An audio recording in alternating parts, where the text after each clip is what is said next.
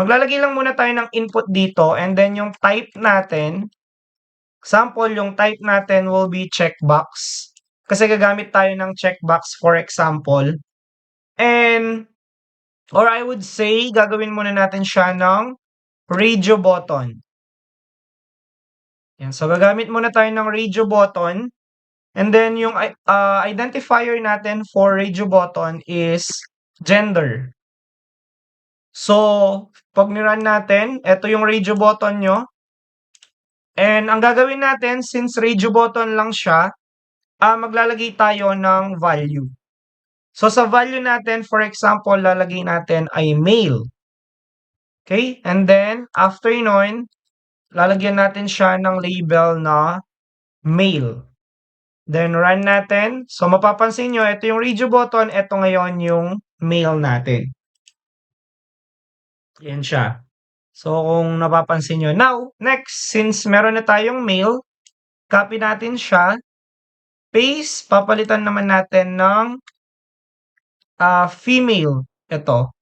So, ang value natin ay female.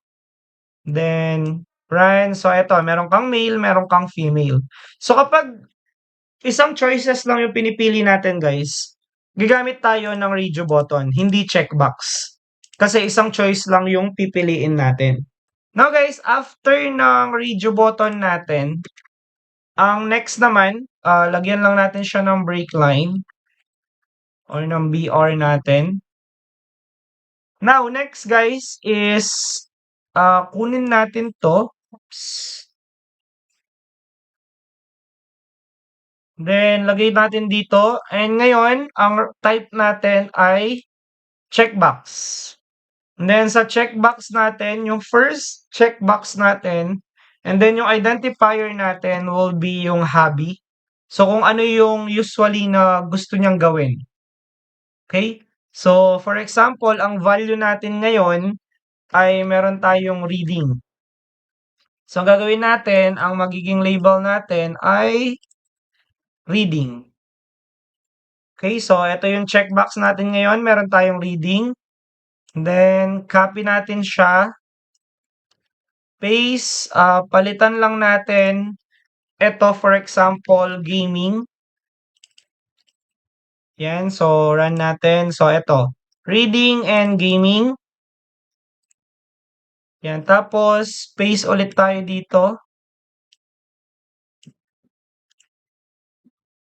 Then, next naman, after ng gaming natin, for example, coding naman.